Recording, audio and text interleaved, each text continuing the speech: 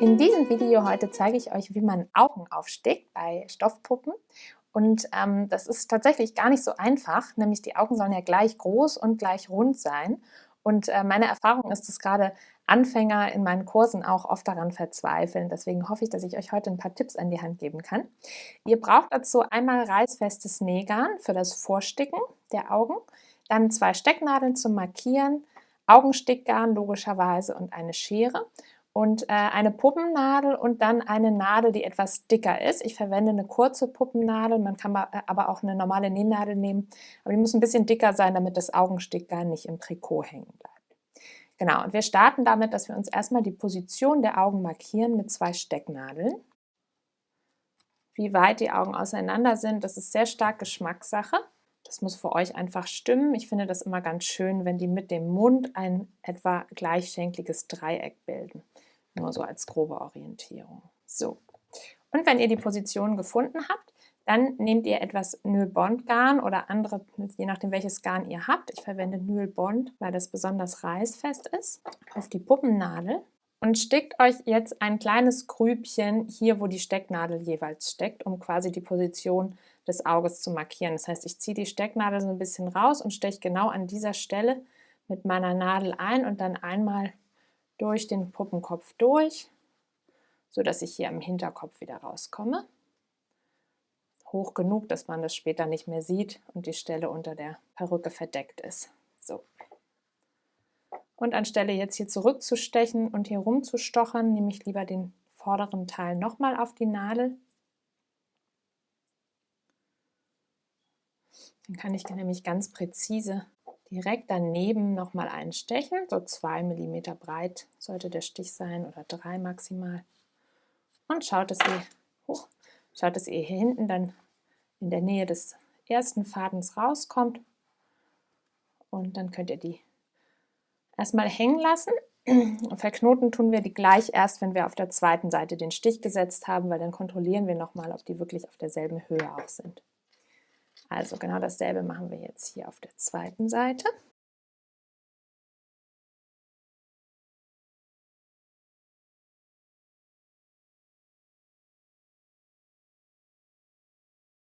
So, jetzt ziehe ich die beiden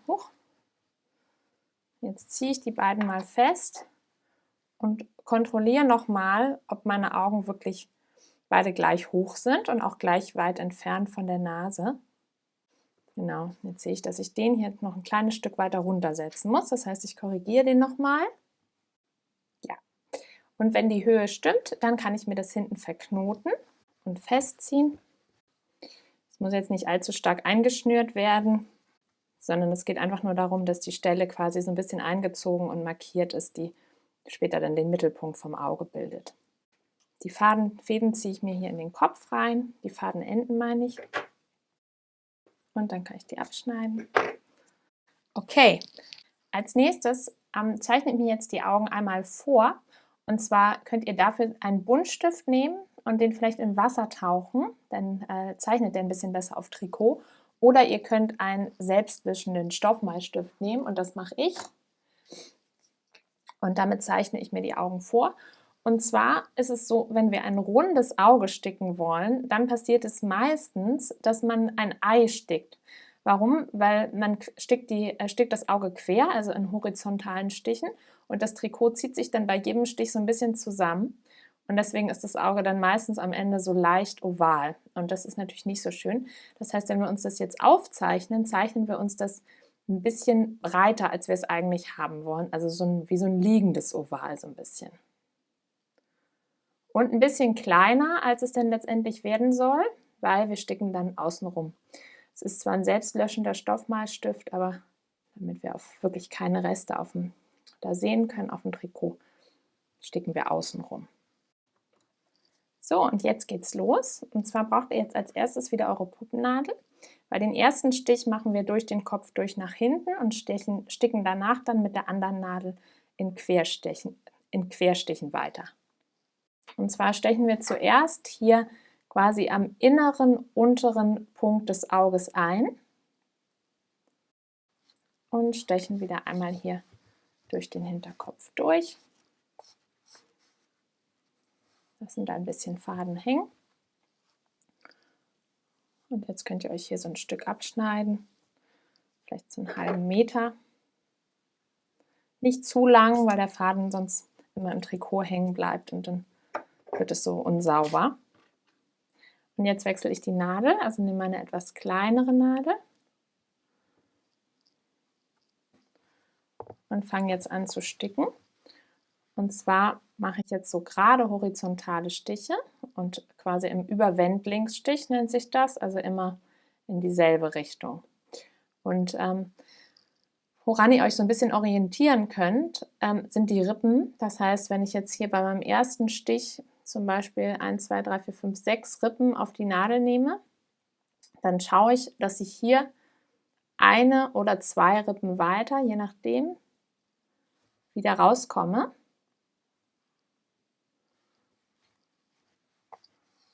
Und auf der anderen Seite auch diese 2 Rippen weiter wieder einstechen. Das heißt, um das Auge gleichmäßig zu verbreitern. Und beim nächsten Stich gehe ich vielleicht eine Rippe weiter. Das ist immer so ein bisschen, hängt immer ein bisschen davon ab, wie groß ihr das Auge haben wollt.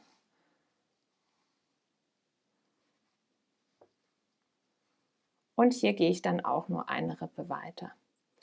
So kann ich dann ungefähr eine gleichmäßige Rundung erzielen. Wenn ich dann in der gewünschten Breite bin, dann bleibe ich für 3, 4 Stiche bei der Rippenbreite, die ich erreicht habe. Also stick dann quasi immer in derselben Rippe weiter.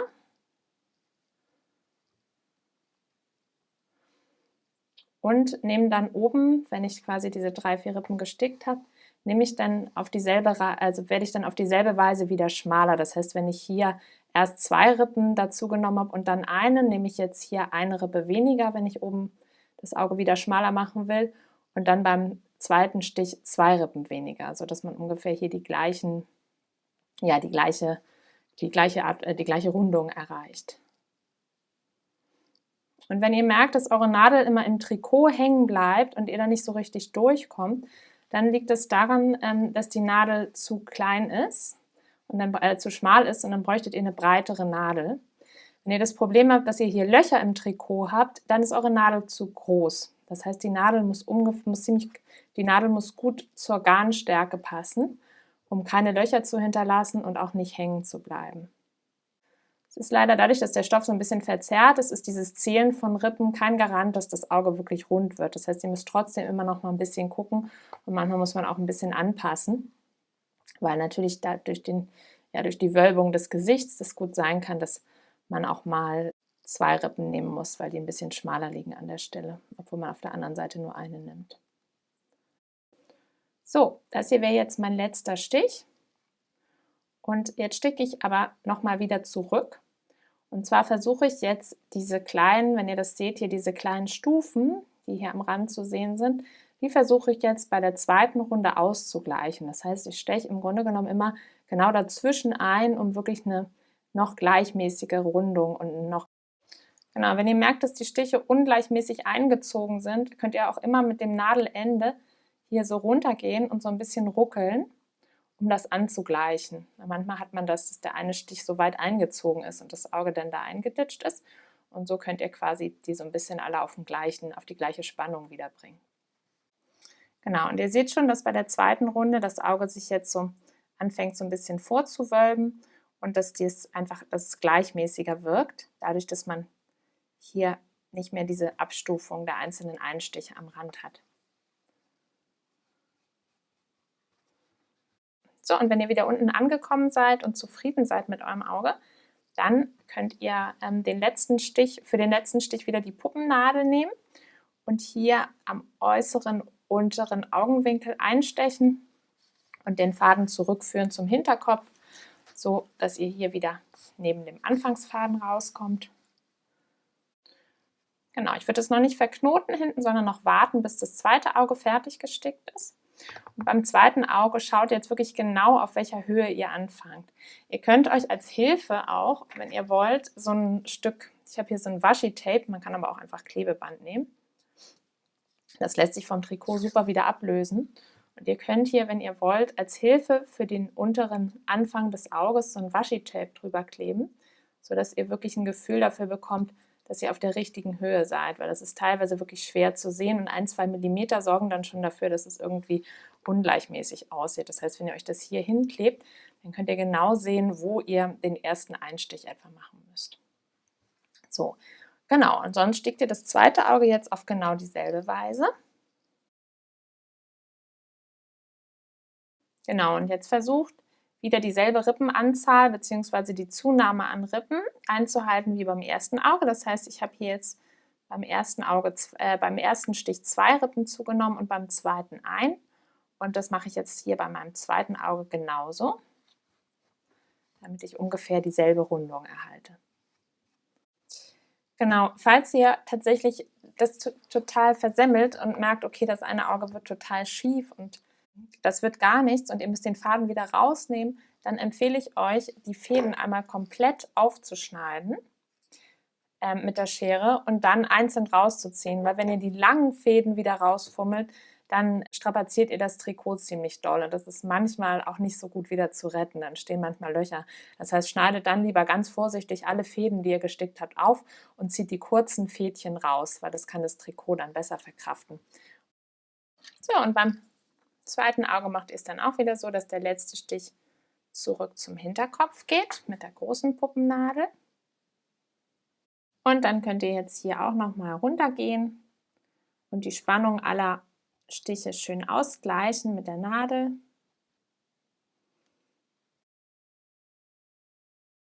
So, und dann könnt ihr zum Schluss natürlich die Fäden am Hinterkopf verknoten und vernähen. Und genau, dann sind die Augen fertig.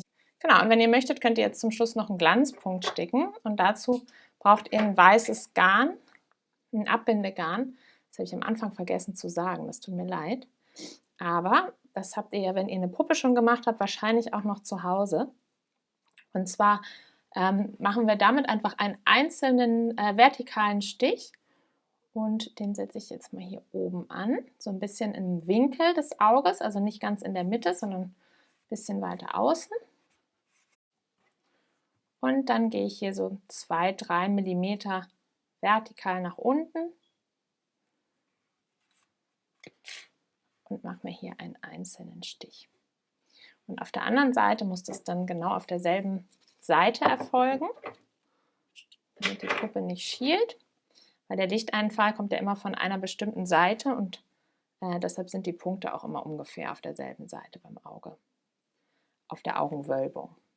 So, jetzt sind meine Augen fertig. Ich hoffe, das Tutorial hat euch gefallen und ihr könnt daraus ein bisschen was mitnehmen. Und genau, wir sehen uns dann in der nächsten Woche.